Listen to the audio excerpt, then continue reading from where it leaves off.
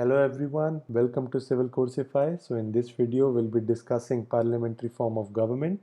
This is part of the Indian Polity lecture series, Indian Polity Revision. And before we begin, I would ask you to download the Civil Coursify Android app from the Google Play Store absolutely for free.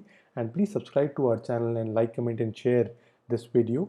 And follow us on Civil Coursify, Facebook, Telegram and on YouTube. The comments are there in the description of this video as well as the comment section. Alright then, so let's begin. So the parliamentary form of government. The Constitution of India says that the government structure of India would be that of a parliamentary government, both at the center as well as the states. So Articles 74 and 75 define the parliamentary form of government for the center, and Article 164 and 165 define the parliamentary form of government for the state. So as you must be thinking that the parliamentary form of government must be about something about parliament and the states have legislative assemblies. So this is a just a nomenclature. The parliamentary form of government is concerned about the executive and the legislature and their brilliant relation between both the bodies. So the executive is responsible. This is a really important word as far as the parliamentary form of government is concerned. The executive is collectively responsible to the legislature for its policies and acts. It is also known as responsible government. The government of India or the state is known as the responsible government, as the cabinet, real executive, is accountable to the parliament and stays in office as long as it enjoys the latter's confidence. So the parliament or legislative assembly can pass a no confidence motion and throw out the executive from their power, their seat. So that is the executive is the all the cabinet ministers are members of the either of the house of the parliament, or if it is the state ministry, they are members of the legislative assembly or the legislative council.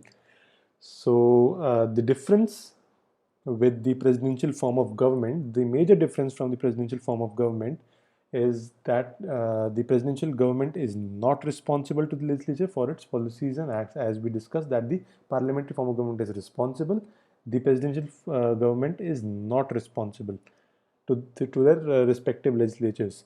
The executive in the presidential government is constitutionally independent of the legislature in respect of its terms of office. So the parliamentary form of government is there in India, it is there in the UK, Britain, and it is there in Canada, and the presidential form of government is there in the USA, it is there in Brazil and Russia, and it is also there in Sri Lanka. So there the president is not responsible to the legislature, and the president can be impeached, but only for a grave unconstitutional act, as it is there in the US Constitution. Right. So next we'll look at the features of the parliamentary form of government. So the parliamentary government has a nominal as well as a real executive. So the president is the nominal executive. He is the head of the state. The prime minister is the real executive who actually does all the important decision making process, and he is the head of the government. So the advice of council of ministers is binding on the president. So every business that the government does is being done in the name of the president with the signature of the president, but the decisions are being made by the council of ministers, by the cabinet, and the advice that they give to the president is binding on him, right? So next, the parliamentary form of government is all about majority party rule. So in Lok Sabha, the party that is in majority forms the government. The president invites that particular party to form the government, and they have a collective responsibility. So the parliament or the legislative body can pass a vote of no confidence and throw out the government. So there is political homogeneity, as the same political party or a coalition of parties who have the same uh, agenda or the political agenda or ideology form the government. So there's double membership, legislature plus executive. The cabinet of ministers are part of the legislature as well as the executive.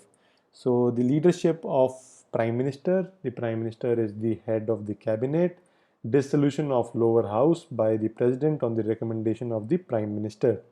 So the prime minister can recommend to the president to dissolve the lower house and hold fresh elections. Secrecy, oath of secrecy by the ministers. And next, we'll look at the features of the presidential form of government. So like in USA and other countries, the president is head of the state plus head of the government. Like in India, the president was head of the state and the prime minister was head of the government. There, the president is both the head of the state as well as the head of the government. He is elected by an electoral college for a fixed tenure for 4 years in the case of USA. He cannot be removed by the Congress. He cannot be removed by the Congress except impeachment for a grave unconstitutional act. And he has a kitchen cabinet. They call it the kitchen cabinet for all the departmental secretaries appointed by the president, responsible only to him. They have only advisory functions. And next, the president. And some information for you, there have been two presidents in the USA who have faced the impeachment process. One is Richard Nixon and the other one is Bill Clinton.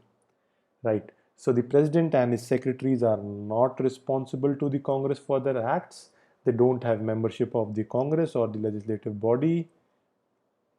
And the president cannot dissolve House of Representatives. So both, this is called separation of power. Executive is a separate body, legislature is a separate body. They do not interfere in each other's business. And let's move next. So the merits and demerits of the parliamentary form of government. So let's look at the merits first. Harmony between legislature and executive, responsible government, prevents despotism, no dictatorship, as the legislature has enough checks and balances to control the executive. Opposition party, there's an opposition party which serves an alternative ready government if the president feels that the ruling majority party has lost its majority. He may ask the opposition party to come and form the government and prove their majority on the floor of the house. Wide representation, the members of the parliament come from different constituencies from different part of the countries, and they represent different people of different caste, gender, of different demographies. And now let's look at the demerits of parliamentary system. So the first one is unstable government. As you know, most of the times government are formed with coalition, and there's this no confidence motion, a lot of checks and balances being formed there in the constitution for the legislature to take care of the government. So in that case, the government can fall anytime within the 5 years duration. So it is kind of an unstable government. There's no guarantee that the government would stay for the 5 years duration.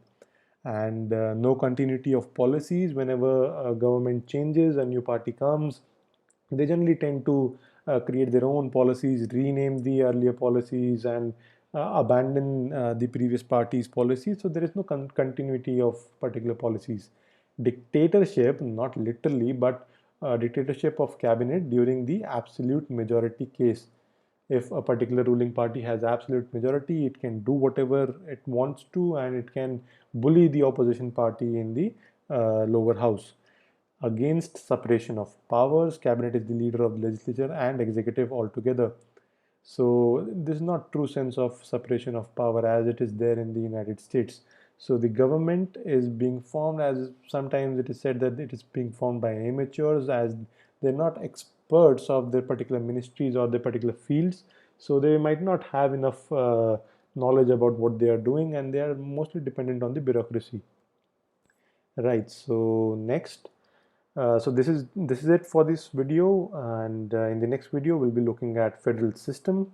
You can watch the previous video here, and this is the playlist of the entire collection of this lecture series. And next video we'll discuss federal system. Please download the Civil Coursify Android app. Please subscribe us on YouTube and follow us on these social media channels. You'll find the links in the description and comment section. All right, so thank you. Take care.